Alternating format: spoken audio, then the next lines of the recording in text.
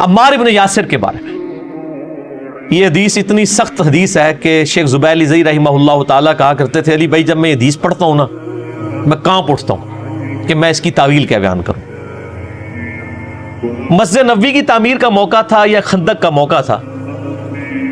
بخاری مسلم کے الفاظ ہیں اور بخاری کا میں جو طریق پڑھ رہا ہوں 2812 انٹرنیشنل نمبر کے مطابق اسلام 360 میں بھی آپ دیکھ لیں 447. باقی اصحاب ایک ایک پتھر اٹھا کے لا رہے ہیں. اے پتھر تو اڈے لے نہیں اٹھا وڈے وڈے وٹے.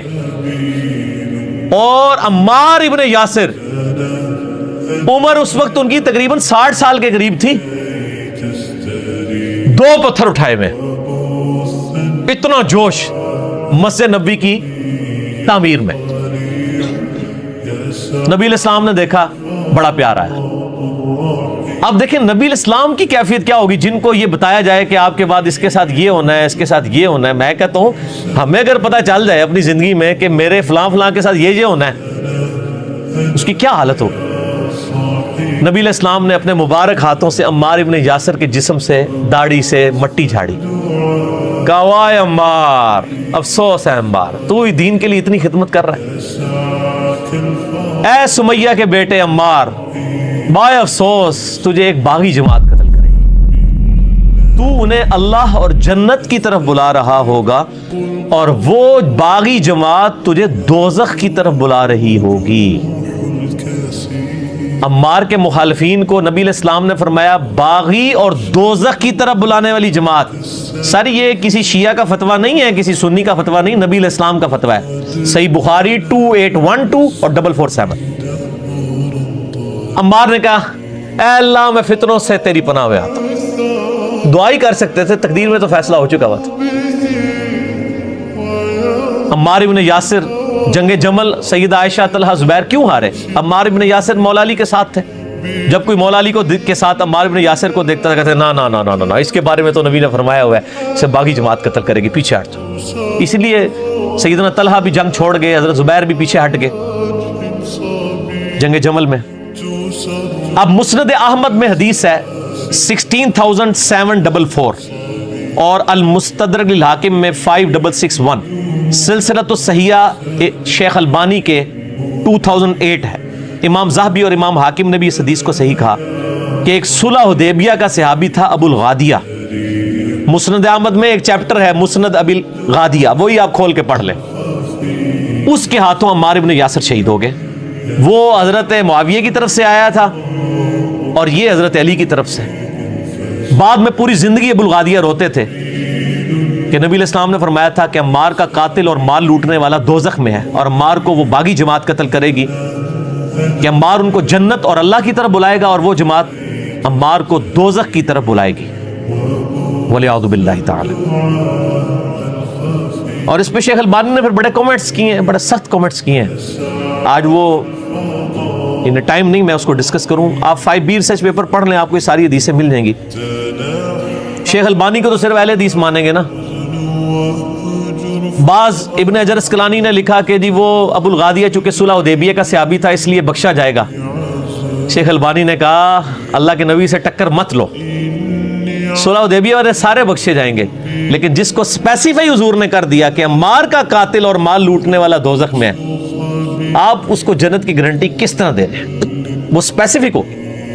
تو شیخ البانی نے بڑی جرت کی ہے. بہرحال یہاں پہ میں چونکہ بریلوی مکتبہ فکر کے حوالے سے ڈسکشن ہو رہی ہے اور دیوبند کے حوالے سے تو میں ان کو حوالہ دیتا ہوں ان کے ہی بڑے امام کا بہت بڑے امام ابن حجر اسقلانی نے فتح الباری لکھی صحیح بخاری کی شرح 852 ہجری میں فوت ہوئے. انہی کے زمانے میں ایک بہت بڑے حنفی عالم ہیں میں دل سے ان کی بڑی قدر کرتا ہوں کیونکہ وہ بھی حب اہل بیت رکھنے والے تھے. امام بدر الدین عینی حنفی رحمہ اللہ تعالی المتوفا 855 ہجری.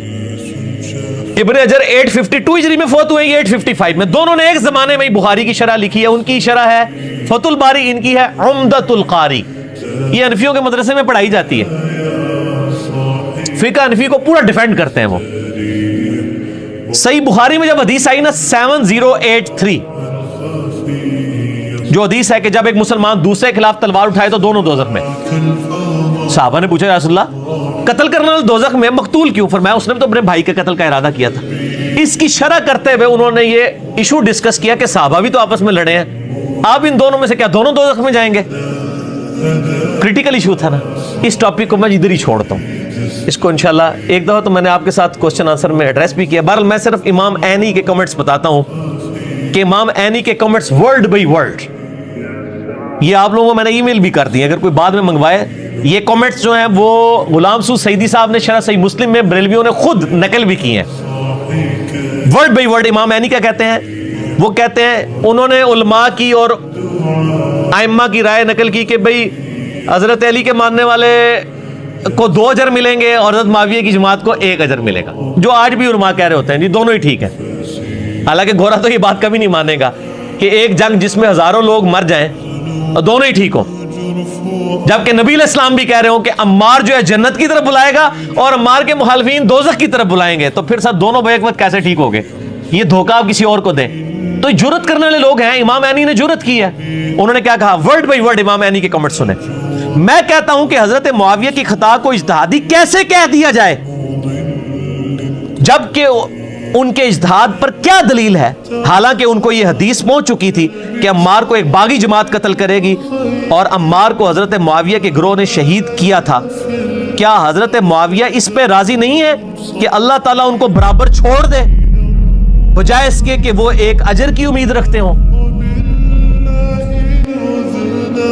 یہ جناب امام عینی کے کمنٹس ہیں. امام عینی وہ ہے کہ حنفی شاید وضو کر کے ان کا نام لیں، بہت بڑے بزرگ ہیں، 855 ہجری میں فوت ہوئے. تو وہ کیا کہہ رہے ہیں کہ حضرت معاویہ اس پہ کیوں نہیں خوش ہوتے کہ اللہ تعالیٰ ان کو صحابی ہونے کی وجہ سے چھوڑ دے بجائے کہ آپ ان کو کہہ رہے ہیں 1 اجر ملے گا. کہ جب ان کو یہ حدیث بھی بعد میں پتہ چلا، یہ ان حدیثوں میں آتا ہے مسند احمد میں کہ بعد میں لوگوں نے آ کے بتایا بھی کہ یہ کیا ہو گیا، تو انہوں نے پھر اپنی غلطی کی تعویل کی. انہوں نے کہا علی کیوں لے کے آیا تھا عمار کو ساتھ؟ نہ لے کے آتا تو نہ شہید ہوتا. پھر حضرت علی کو بھی غصہ آیا جب بات پہنچی. حضرت علی نے کہا کہ پھر معاویہ کو کہو کہ پھر حمزہ کا قاتل نبی علیہ السلام تھے، نہ لے کے جاتے تو نہ حمزہ قتل ہوتا. تو کہہ رہا ہے کہ میں عمار کا قاتل ہوں، تو پھر حمزہ کے قاتل نبی علیہ السلام تھے کہ غزوہ احد میں ساتھ لے کے گئے. یعنی وہ بات اس کے اوپر تمام فقہاء نے لکھا ہے کہ پہلا شخص اس امت میں جس نے اپنی واضح غلطی کی غلط تعویل کی ہے وہ حضرت معاویہ رضی اللہ تعالیٰ عنہ ہے کہ انہوں نے حضرت عمار کے قتل کی اتنی غلط تعویل کی. بس میں اتنی کمنٹس کے اوپر رہتا ہوں، میں پارلیمانی زبان سے آگے نہیں جانا چاہتا.